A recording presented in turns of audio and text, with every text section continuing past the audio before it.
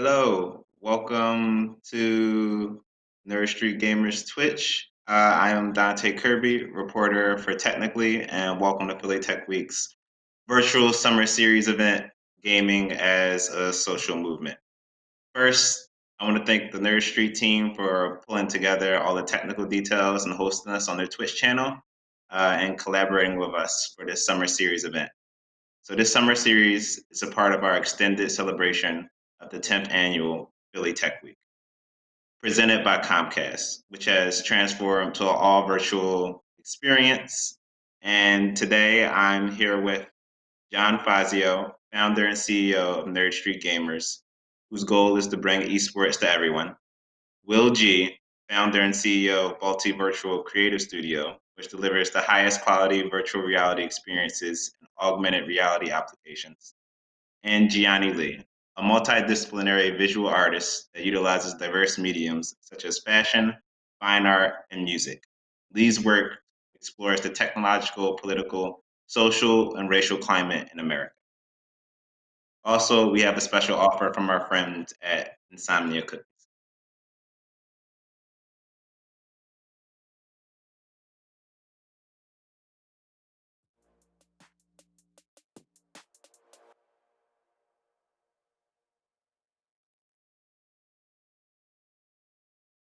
So again, I want to thank you guys for joining us, and I think we're gonna hop right to it and get this discussion on the way.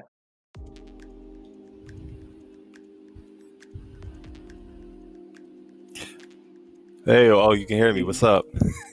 Hey. Hey, what's up? So I guess everybody ready? Yeah. All right, here we go. Excited to kick it off. All right, just to kick off the discussion and kick off the game, so to speak, just to get us started off, how the pandemic has changed the local gaming industry. Dante, you should let everybody know that we're also playing Rocket League while we're doing this, which will come up on the stream in a second. So when we're a Yeah. little distracted here, you know why. Okay. I definitely want to apologize in advance because if a ball comes close, I tend to like jump up and try to get it in real life. So that's what's going Yeah, on like lean left, Right. left. Well, I'm not too worried about it. I'm good enough to play with my eyes closed. So. there. All right. Well, yeah. Oh man. Big words, big words. All right. Well, I'm happy to kind of, kick that off for you. You talked about how the pandemic has affected gaming, right? Yeah, just the local gaming industry in Yeah. Philadelphia I mean, and Baltimore. Yep. Yeah, so when you talk about gaming online, it's a huge and massive community, and there's a lot of excitement around the increase in numbers while we're all on quarantine playing video games. But the reality is that when you say local scene, like the local scenes in all these different cities and regions is in person, and so we've all been kind of shut down and really missing that social activity, doing our best to kind of Right. connect online. But there's just so many people who don't necessarily have the access at home that can play and rely on places that they go to share equipment and play. So it's had a really big impact on the local community.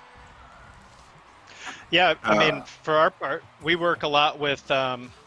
So I come from the video game industry, and now with VR AR, we work with a lot of different industries, and some of them have been majorly impacted. Like we had projects kind of planned with South by Southwest, the Olympics, NFL, all that stuff just got turned off.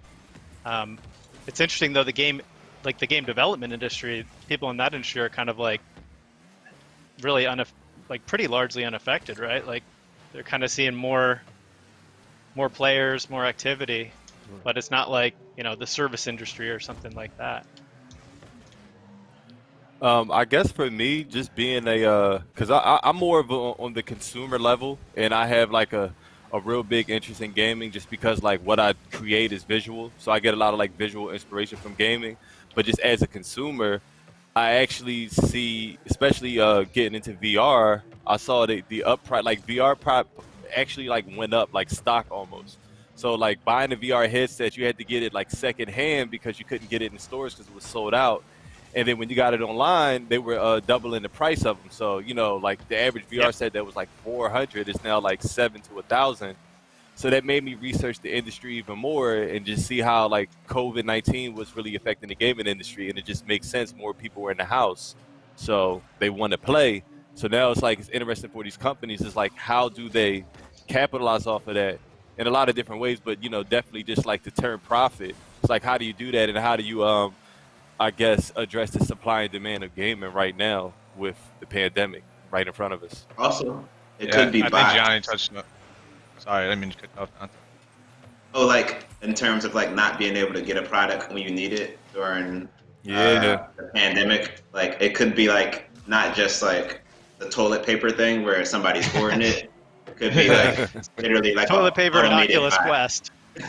right. Yeah, it's it's very real supply chain and demand or supply chain issues. You talk about a lot of the gaming equipment we use. Most of it's made in China, and so with Right. China's factory economy being shut down and increased trade tensions between us, not only has it created somewhat of a bottleneck, but the supply has been strangled at its source as well. And so graphics Right. cards and VR headsets and things like that have gone up in cost at the worst possible time because it's when people are at home and need it the most. And so, I think that really points again like to an accessibility issue here is how many people, actually have access. We talk about the Philadelphia School District who, gave out computers to all their students to, try and help them learn from home, and then found out a significant portion of them didn't even have internet at home. And so I think there's a bigger gap than, we really talk about in pop culture here.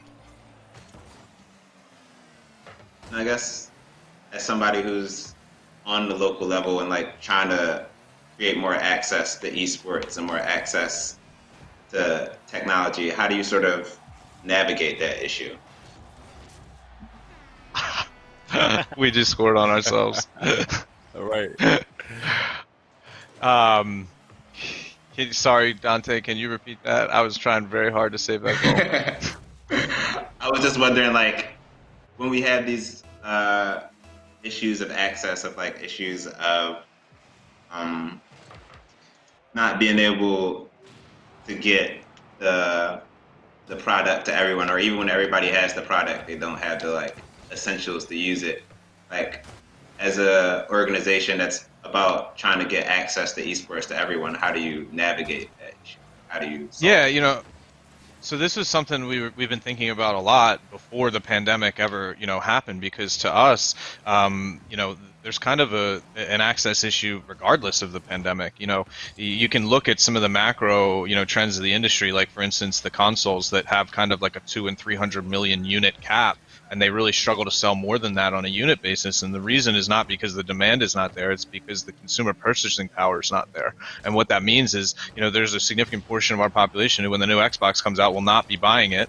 They'll be waiting for a hand-me-down or playing on the next generation. We've got kids now playing on Xbox 360s, and if you want to be a part of the competitive opportunities here, you need to be at the kind of forefront of this. And so our whole business was about building the facilities and infrastructure that can increase access. So high schools in areas that don't have computer labs can have a nearby esports training facility where their students can train and play for free. If we don't do that, it could go the route of ice hockey, whereas we all kind of know ice hockey is a very limited demographic sport because of how expensive it is, and it really excludes a lot of people in urban environments.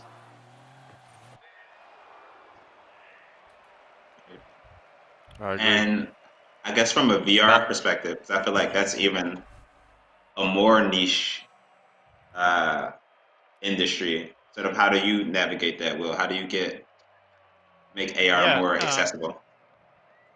Well, and I think it's just an early technology. So it's like, and I'm definitely dating myself, but when I was a kid, computers weren't super widespread. It was like there was one at school that you could use. People didn't really have them at home. And VR was kind of going through that type of an evolution where it's like same as video games, right? Arcades, then kind of more home systems. Um, and so pandemic majorly disrupted that. VR arcades, location-based entertainment, obviously that's all completely gone. But as far as access, I think it's a type of thing that just takes time. One of the things that, like, one of the kind of undeniable forces of technology is that things get less expensive, faster, easier, more widespread. There's kind of that William Gibson quote of the future's here, it's just not distributed equally. And I think, that's part of what groups like Nerd Street and others are doing, is trying to make it a little bit more equally distributed. I'd love to just add on to that, a big piece of the virtual reality and the excitement there. I think we really focus mostly on consumer entertainment. I think, in like most new emerging categories, it is consumer entertainment that will drive the development of the rest of the industry. But the training component, the idea that, somebody could sit in a school or classroom environment and control a crane, or Oh yeah. fly a plane with a virtual environment and get training in real life experiences in a virtual environment that you don't have to pay for all the equipment and infrastructure required for a real life training environment. That's game changing, especially for people who lack that type of access. So I think that's the piece of the VR that I'm most excited to see materialize, as opposed to the consumer entertainment piece. Yeah, that's a really good point, because I think people obviously think of gaming and entertainment as like the first applications, but I mean, the studies that have been done on training are amazing. I mean, people learn more quickly, they retain better. Like it just makes sense. So I guess to keep going along those lines of, I guess, in industries or industry's responsibility to like society and like equity in general. I guess, what do you think the role of gaming platforms is in racial equity movements? With things like, let's say, Call of Duty Battlezone, putting the Black Lives Matter, pull down like before you play the game, like Ubisoft for the longest before they had their own issues, had like this when they were doing Assassin's Creed, like this team is made by like a diverse group of people, and like we uh, believe in unity and so on and so forth. I guess like when it comes down, like what do you think the role of gaming platforms is in Well, equity? just to touch on that, I think as a black person, I think the most important part of it is just equality or inclusion, and it's about being in that conversation, because like what I find in gaming, and a lot with like designers, you can go down and listen to anybody and like whatever their role is in like the development of a video game, and a lot of times like there is some type of I guess influence from black culture in any way, if it's NBA 2K and the different dances, or if it's even just like certain adventure games and just like certain racial groups that they create, there's always some type of influence from black culture. So because of that, I just think that there needs to just be black inclusion on all levels, all the way down from just the game designs, character design, all the way up to like the infrastructure and who's actually working. Because I don't think that it should just be a performative action where you're putting Black Lives Matter on the court or in the game, but I feel like also that we need actual like black faces to represent that. Because one thing that I say, um, if this relates to gaming because it's a movie, but like the impact that Black Panther had on black culture, just to be able to see a black superhero at that level, you know, as a Superman or a Batman would be. So I feel like once again, it just needs to be inclusion on all levels and not just because of the movement. Like I'm happy that gaming is, being aware of what's going on and they're not tone deaf, but I would just like to see actual inclusion in terms of like equity in companies, things of that nature. So that's just how I feel about it. Yeah, I think that's a powerful point, and when you're talking about those type of content mediums can do, and in terms of setting an example, like look, there's somebody who looks Yeah, like me and they're a they have superpowers, or there's somebody who looks like me and they succeeded, and then on the flip side, there's the empathy part, right? And so what better medium than a video game to immerse somebody in somebody else's perspective? And so the opportunity for kids to a white kid like me from the suburbs to be in an environment where I'm learning about racial tension, a video game is just yeah, much more immersive. I grew up in a place where I learned a lot about racial inequality from hip hop, Talib Kweli, Common, um, Guru, KRS-One, listening to that type of music and listening to how they talked about culture and their experience awoke me to something I wasn't experiencing. I wasn't seeing that. I remember the first time I saw White Man Can't Jump, that had like a profound impact on me, seeing the two different sides. And what I liked about it is that you know, both sides of the picture, white and black, in that movie are both poor, and you still see Right. what a different experience it is. It isn't just financial. And you know, I remember Right. seeing that as a kid and having a profound impact. And so video games can just do that with a more, you know, tangible, visceral medium. I agree. Yeah, I think one of And the big you know, things. Oh, go ahead, John. Sorry. no, go ahead, Will. I was going to say there's a great Will Wright, designer of The Sims and a bunch of SimCity and all that, and he's talking about kind of the difference between film and games. And it seems obvious to gamers, but film can really make you, sympathize or empathize. Can create a strong sense of empathy and certain types of reactions of like seeing somebody else's story. Whereas gaming and interactivity really gives you agency and can actually like just create a much deeper connection with the subject matter because you're actually interacting with it, you're touching it, you are making decisions that are changing things. Sorry, I'm just making a decision to not hit this goal. We're trying really hard to beat Donte here. Yeah, we are. He's the ringer. Gianni, you're on his team. Oh, I didn't know whose team I was on. I'm just like blue. All right, let me get into our side. Okay, cool. Now I know who's okay. Yeah. So and to add on to that, Donte, a little bit, I think for me, at least in the esports side, so video games, esports, kind of two different pieces here. I'd call video games like your pickup leagues, and esports is like joining a competitive league. It's being in something where you're trying to show it off and not just recreationally play.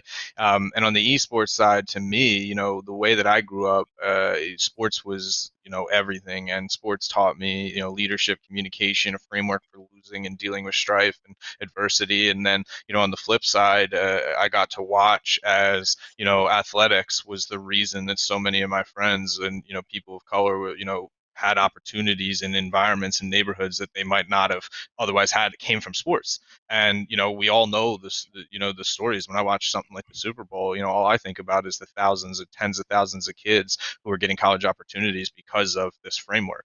And so video games to me just reaches more individuals. There's more people who are interested in playing video games, capable of playing video games than traditional sports, but has all that same competitive framework. And so if we can find ways to increase access and bring this to schools that might not have computer labs and community centers that might not have computers or consoles, if we can do that, we can provide those same type of life opportunities to more people. And that's where for me, I as much as putting Black Lives Matter in a video game is a great way to raise awareness, it's kind of a reactionary thing, right? And to me, I want to build long-term systems that aren't just about like, hey, I'm doing this because I feel pressured to do it because that's what everybody's talking about. I want to invest real money on real long-term scales so that the problems we're talking about fixing, I'm not spending my energy just raising awareness. I'm spending my energy investing in equitable programs to fix this. And that's what's most important to me from a game developer. So while I appreciate things like the promotion, I think it comes down to what are you doing? What are you investing your dollars in that are going to help equity? Especially like Gianni said, are you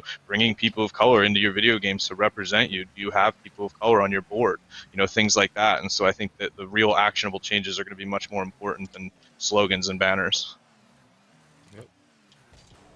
I know we've talked a lot about racial equity, but gaming tends to have a problem also along gender lines. So I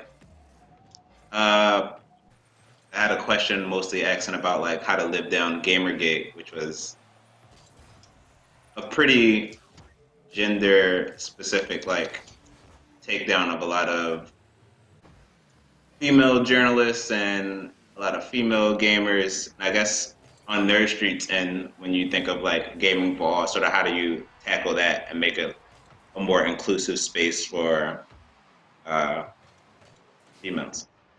Yeah, so I think Or number women? one, the type of racism, misogynism, homophobia that you see online is because it's anonymous cultures. I mean, look at us in this game right now. None of us have our real name here, right? Like we're all using aliases, and so we're hiding behind our alias. If I talk shit on here, sorry, excuse my language. If I talk trash on here, nobody knows that was me. It was just some guy, some alias named Hover Malo.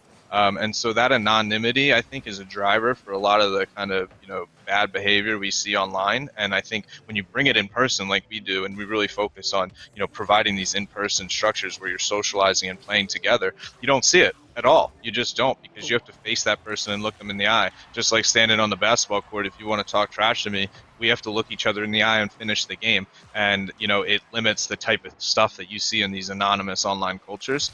So for me, I think the best way to level the playing field is to bring people face to face, verify identities, make them use their real names. I think that's probably the biggest fix you can do. And then online, it really just comes down to the publishers governing and, the behavior of their games.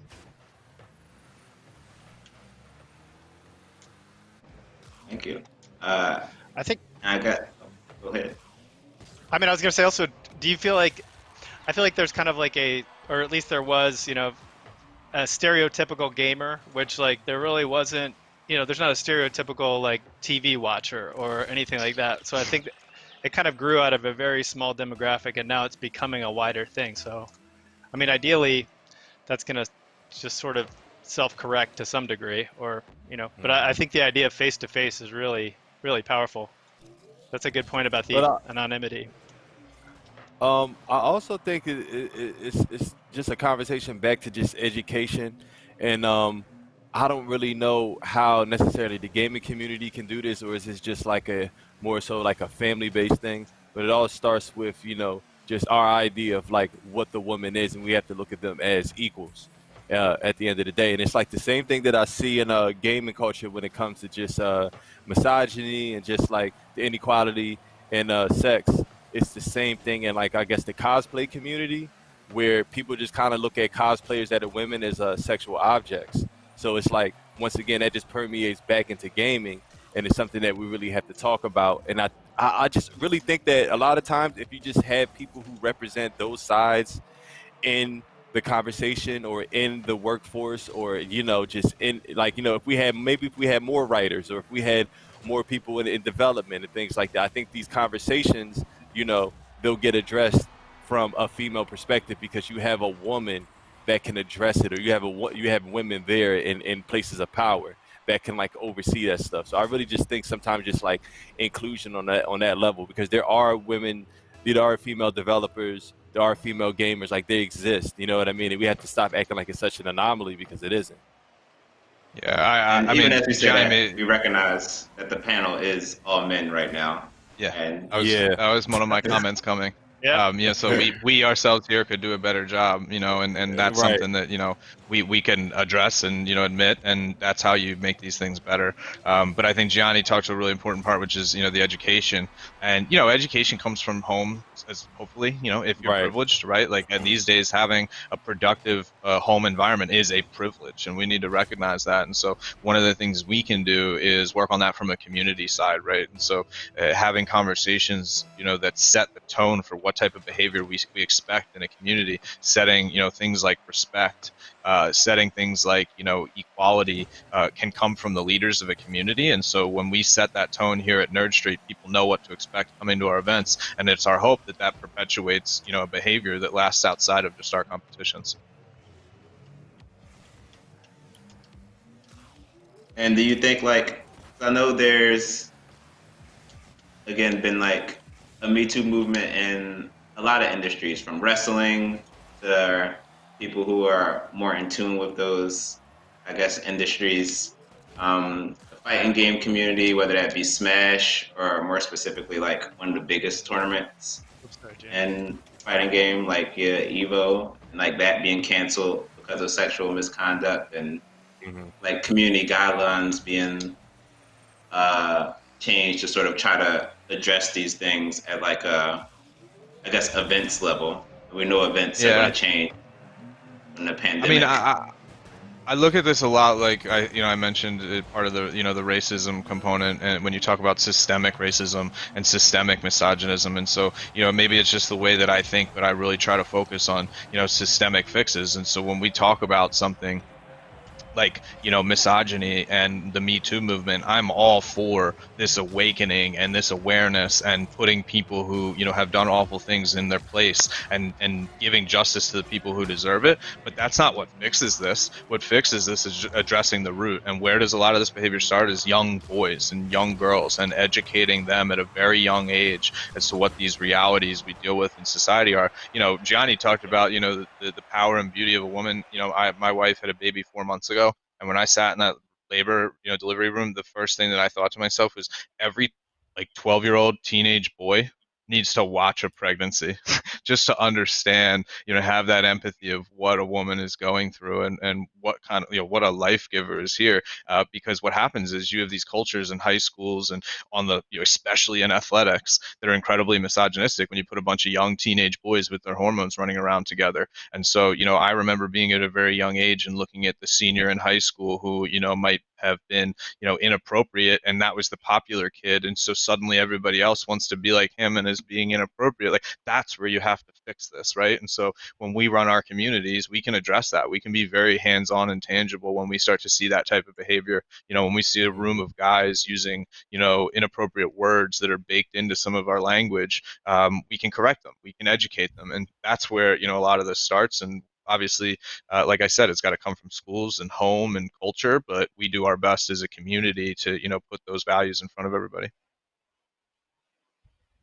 Yeah, I mean, I guess that change in values, if anybody remembers 22 Jump Street, was sort of like a lot of the comedy of it were like those stereotypical ideas of what it was to be a cool kid, those stereotypical ideas of what it was to Yeah. make fun of, not make fun of, or like they didn't work. And the person who you expected to be popular, Channing Tatum, Yeah. wasn't. And Yep. it all like turned on its head. And in a lot of ways, being the more socially conscious person was what was popular and was what was cool. So the Right. change in culture does matter. Right.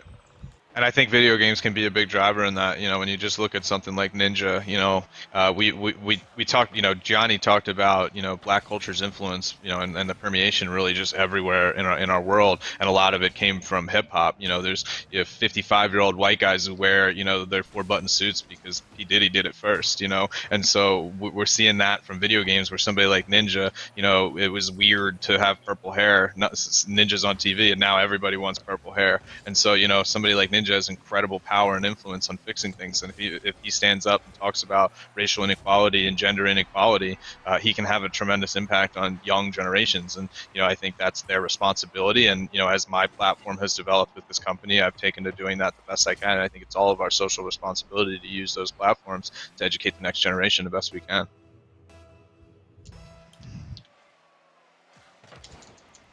And I guess on that note of this like mold in the next generation, where do you think the responsibility is of brands in terms of that? Like whether it means like their ad dollars, because some say like in terms of the Washington Redskins are finally deciding to change their Washington name. football How team. much, yeah, Washington football team. Like how much of that was actually I guess the movement that's going on right now, or how much of it was people actually starting to pull away their ad dollars, or yeah, I guess in Altruism terms of or like financial incentive. yeah, I think all of it, right? I mean, yeah, ultimately, that's probably what pushed him over the line, was that this became just enough people saying, look, this is not okay, this has got to change.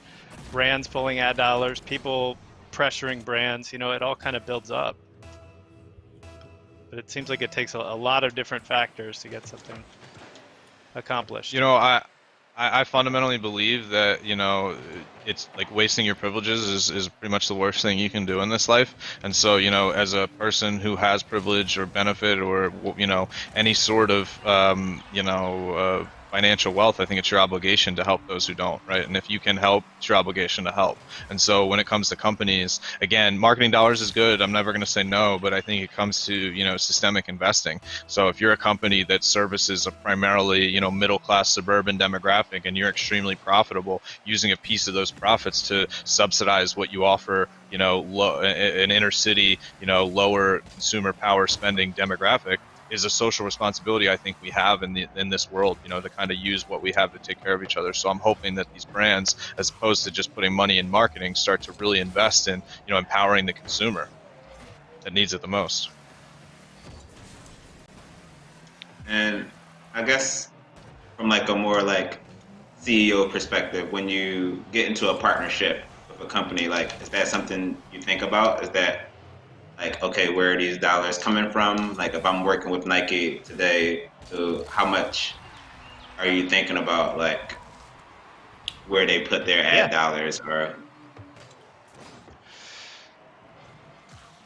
I mean, I think it's something that everybody has to balance. Is not an easy line to follow. You know, like we've had clients where, you know, they want to do an advertising thing for like a tobacco brand, and we'll say no, or they want to do it for like, I don't know. We've had like a weed brand where we're like, okay, so it's kind of, I mean, it's like you sort of draw your line. I think wherever you go, but I think again, it comes down to your company's responsibility to kind of advertise what your values are, where you draw lines, and then, you know, let your consumers say, hey, that's something we believe in, or no, you need to fix it. But it's hard. I don't know that there's an easy like work with this company, not that one. And some of them change so fast, where you're working with, you know, some brand one day and then suddenly they do something totally boneheaded and it's like, oh no. Yeah, that's what I was going to say. I think we forget that companies aren't people sometimes, right? They're just, you know, a collection of people, and things change. And so when I look at these things, you know, I don't see it as absolute or silver bullet. It's a complex, you know, collection of variables. So, you know, if I don't agree with how they make their money, but they're going to give me money that I can put to really good use, I'm going to feel good about that. If I don't agree with how they make their money and I'm going to make them more money, I might not feel so good about it. And so, you know, it's not so face value. I think a lot of times, you know, an organization that you might feel isn't doing a good enough job, working with them might be the way to get them better, you know. And so I don't really shy away from working with organizations I might philosophically disagree with, unless, you know, it's a place where my profits are going to something I philosophically disagree with. I think, you know, you kind of have to make your own, like Will said, make your own call there. I guess the more That's a really good distinction, though. I think, like, are you going to be making them more money, or are you kind of like doing a Robin Hood a using little their bit? money? Yeah. Right. Yeah, that's interesting. What about you, You know, Gianni, when you work with a brand? I feel like it goes down to just holding companies responsible and doing your own research, because I feel like you won't even take that email if you thought anything was weird. But it's also about just calling people out. Like lately, a lot of companies have been hitting me up to collaborate, and it's, you know, it's just from a very performative mindset. It's like, oh, okay, so these are the buzzwords. We need this black guy to come talk about it. So I'm like, I'm not going to do that. But, you know, I might not do it because of that. But also, are you working with other black people? Is this a thing that you want to do just because of the situation, just because of the climate that we're in, or was this already your ethos anyway? So it's about just like sometimes holding people accountable. But the thing that I would like to point out, that a lot of times when we get these opportunities, sometimes we're working through the agency and we're not working through the actual company direct. Sometimes. So a lot of times it's like you have to ask the agency, or sometimes you might have to get that point of contact where you can ask somebody in the company too, because a lot of these collaborations and opportunities are through agencies, and they have their own. And the thing about an agency is like they don't really have, I guess, like the same ethos or conscience that you would have as a person, because to them it's just a check. So you have to, you know, think about that and like what it means to you. Like, once again, is it about turning profit, or can you make the company more money, or is it something about that might go against your aesthetic, or like what you think is important or not important? You have to like ask those questions for yourself. But I feel like right now in this day and age, we have to be more socially aware of what we're putting our names behind, and where we're putting our money, and where we're taking money from, because you could be getting an investment from somewhere and you don't know who this company is or who else they invested in. They could have invested in the worst company in the world. Like, you know what I mean? And it's your responsibility to do that research, I think.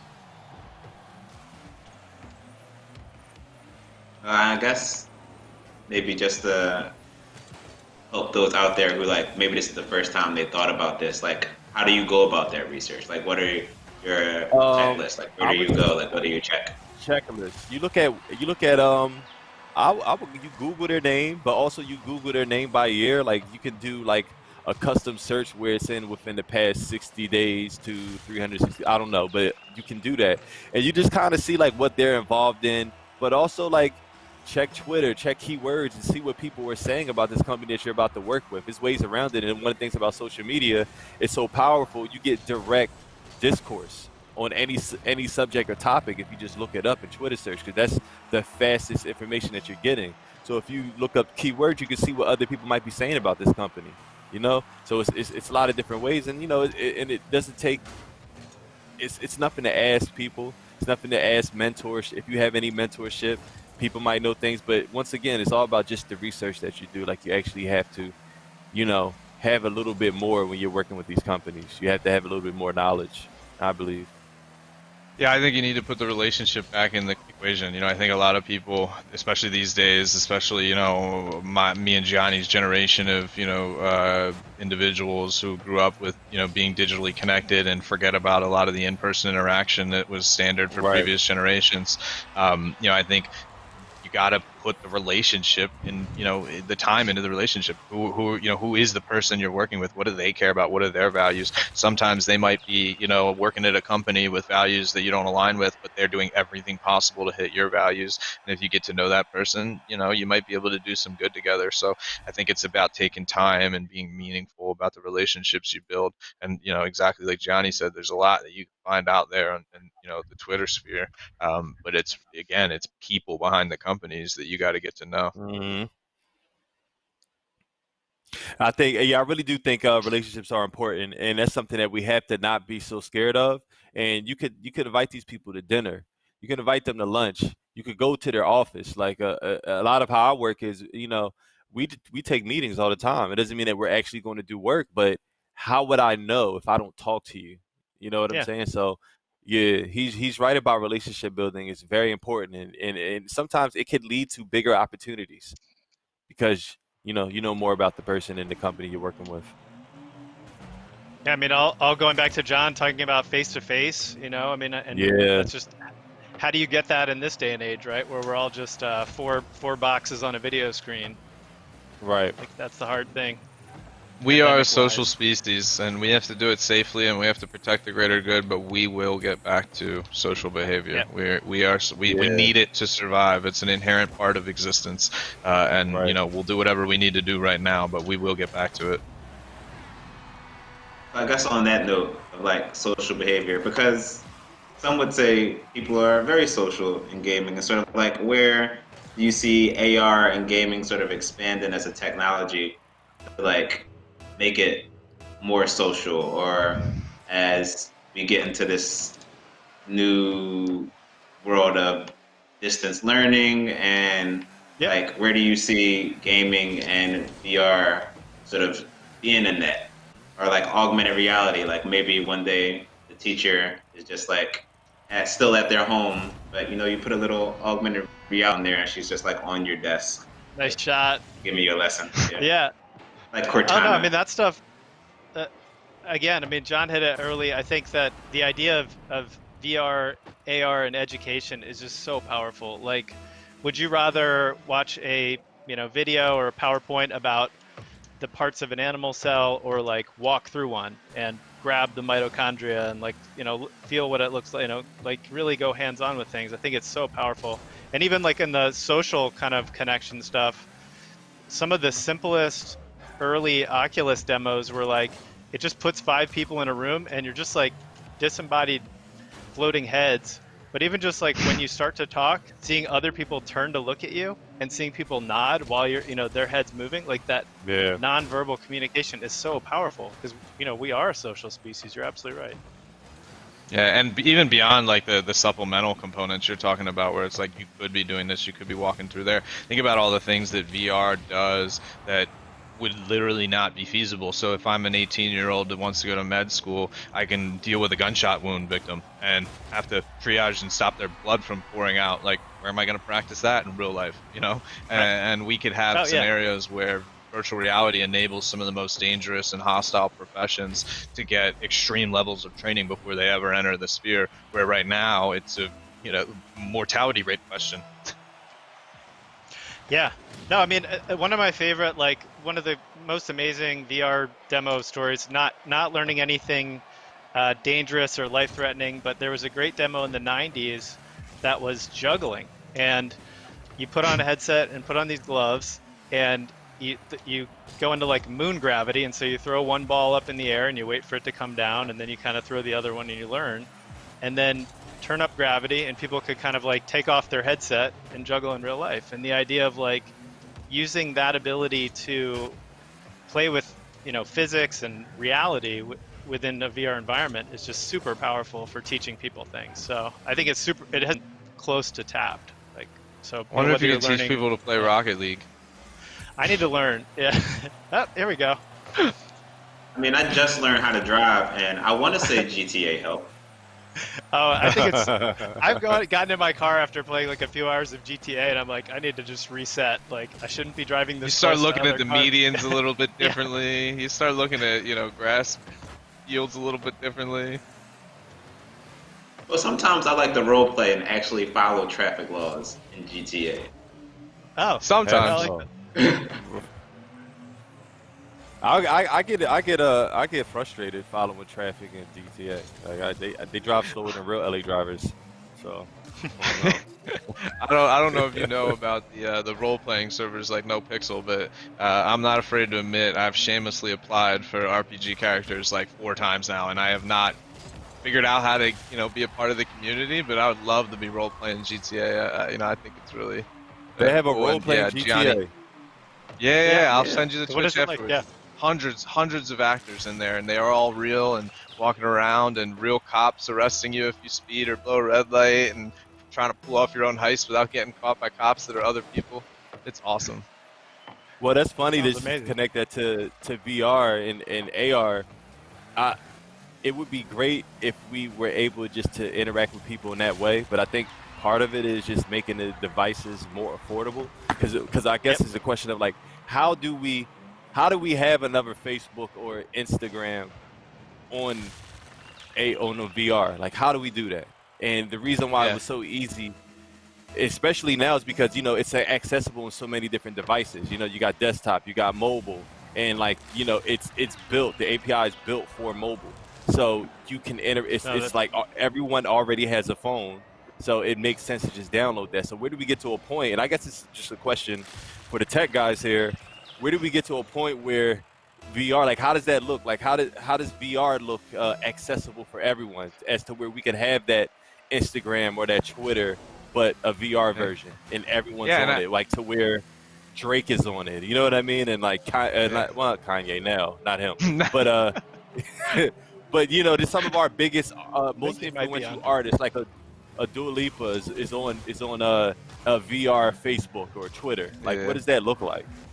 I think you hit the nail on the head, is that there's kind of like a supply chain and distribution issue, right? So, I remember 5-6 years ago listening to Disney executives talk about how they love the idea of making VR content, but where would it go? So they make a movie, they've got hundreds of thousands of theaters to push it to, and billions of people who will buy it on their phones. If they make a VR movie, say a Star Wars, where do they distribute that? There's maybe 10,000 nodes of VR people out there to do total.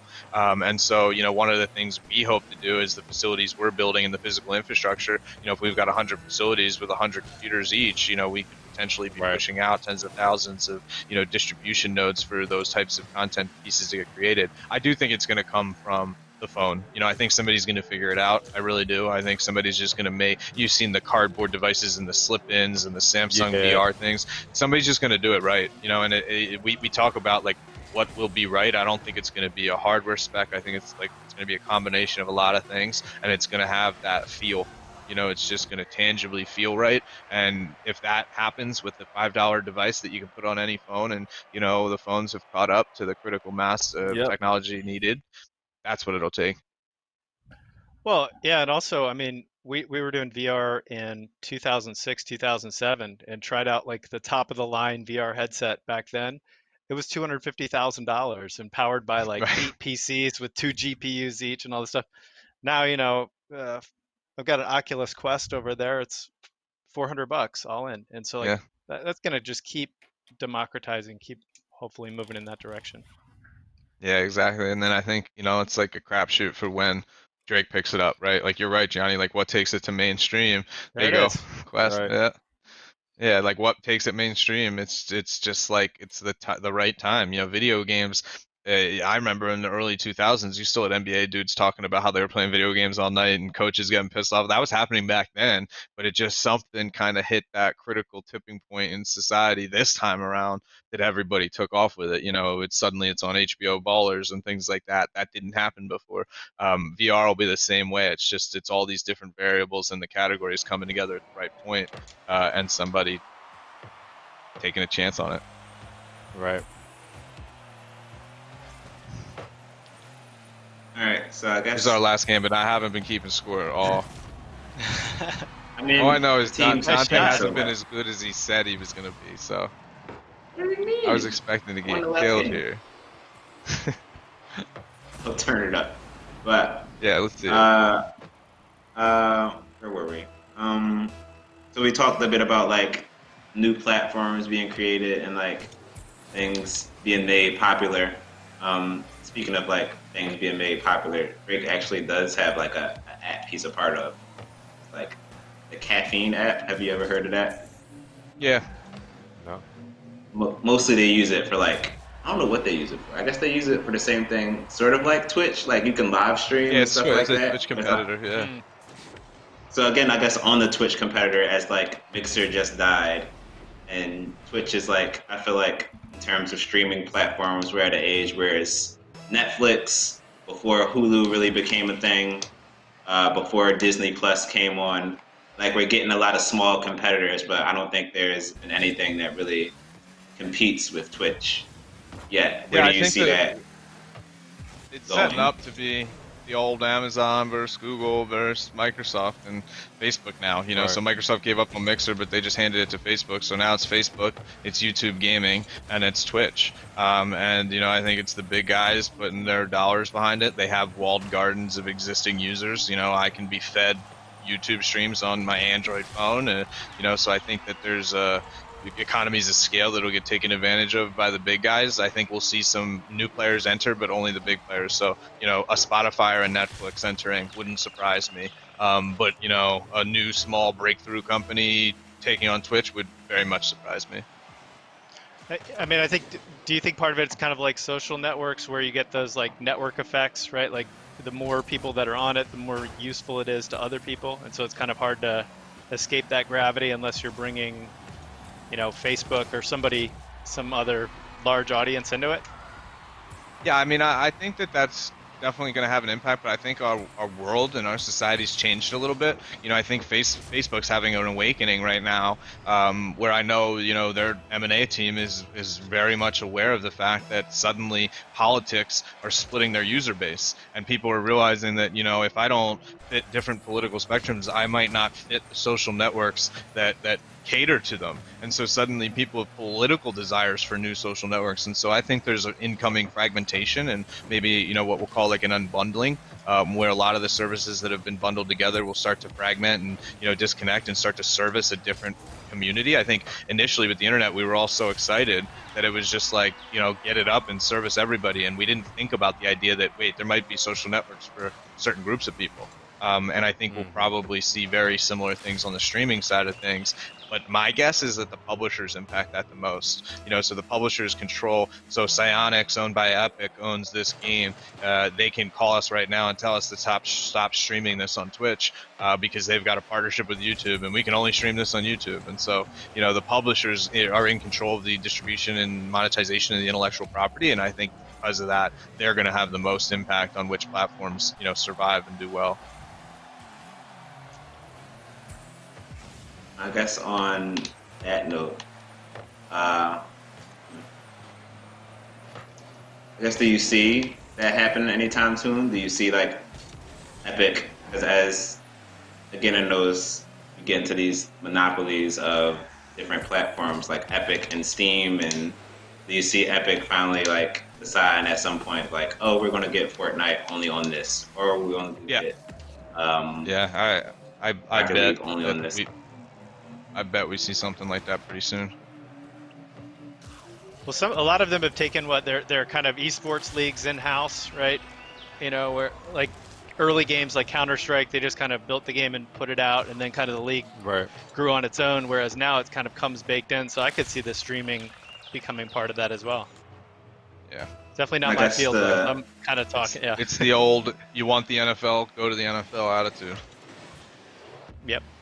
so I guess to talk more about that like E-League and sort of get more in depth and like the esports side of it for Nerd Street. Um, I guess how does this sort of work out for players? Like, how does this manifest in like careers? Like when I want to go Um, pro in Rocket League. Yeah, I think that right now the skill sets for games cross publishers and don't really lock you in. That could change. I don't see that happening anytime soon. Like if you're good at an FPS, you're good at FPSs typically. And we saw that with the Overwatch League having a drain of talent for people going to Valorant who were really good at both, just because they're good shooters, and CS:GO players who are now playing Valorant instead of CS:GO. So I think right now there's not a lot of impact on the type of game and the publisher relationships to what game you're going to end up playing.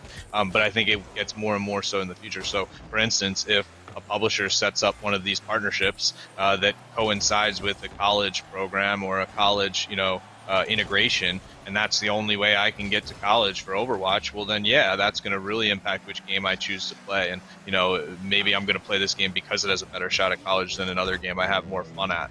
I remember kids in high school making the same call. It's like, basketball is my favorite sport, but I could probably go play baseball in college, so that's what I'll do. That'll happen in video games too, as soon as those frameworks start to develop and make themselves more likely.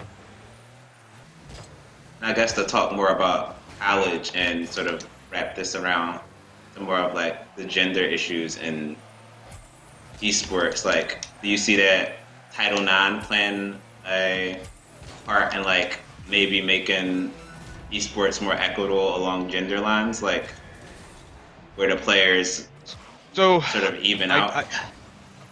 I may be wrong here, and so correct me if I'm wrong, but I believe that Title IX is an NCAA specific regulation. I don't know how it applies to schools that don't participate in the NCAA.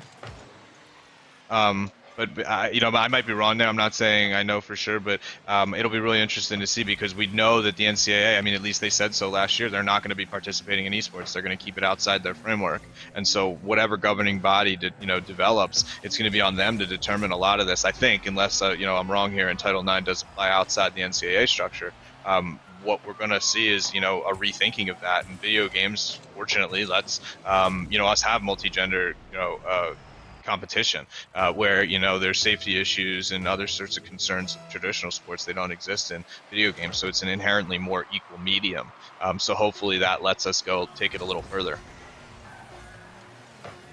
Which is strange that the NCAA isn't involved with it. I guess they don't know that, I don't know, a League of Legends player can win and make like, or not a League of Legends. I think it's what is it? Dota. Not Counter Strike.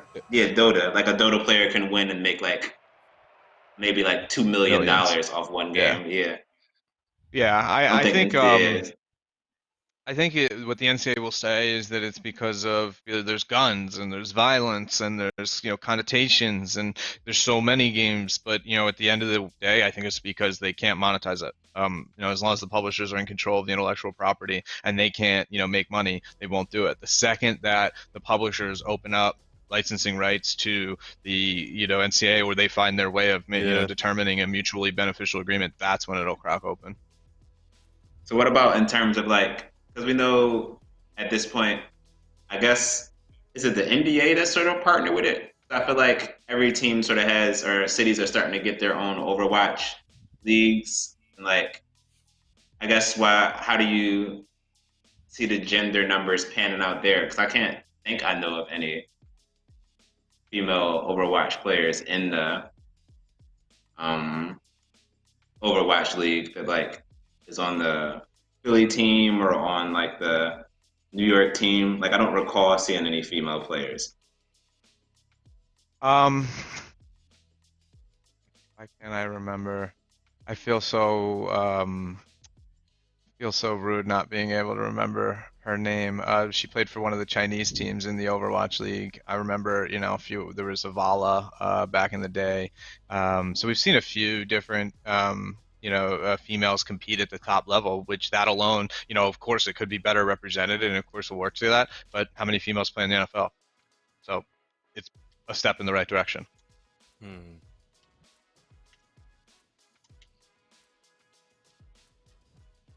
Well, I don't know if we have more time or are we wrapping up?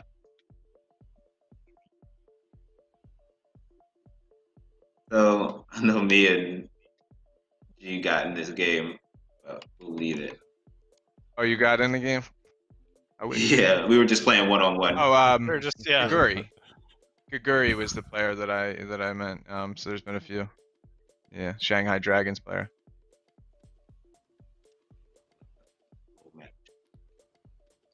I left the whole match. Yeah, Period. me too. So I guess I want to thank you guys for joining us. Especially shouts out the Nerd Street Gamers and Baltivirtual, and specifically Griffin for setting up this whole thing behind the scenes. And again, thank you, Gianni, for joining us and giving us your views and opinions. Yeah, And man. I thank you so much. and of course, Insomnia for anybody who got that sweet deal and free delivery. As a reminder, we have more events happening this summer, leading up to our full week of virtual events September 21st to the 25th. Check out Technically's website, check out Nerd Street. Does anybody want to give their social media handles where like they can follow you guys and get more information if they want to? Or any Okay, other my You places? got social this. media. Got this. Yeah, my social media is right there. Yeah, Gianni's being humble, so I'll advertise for him. Go find his Instagram. Go find his Twitter. Oh, yeah. The incredible art that you see behind him is what he makes himself and sells. So patronize him. Go look at his work. It's really incredible. That piece you're looking at right there is mine, right there. Yep. So He they bought can't have that one.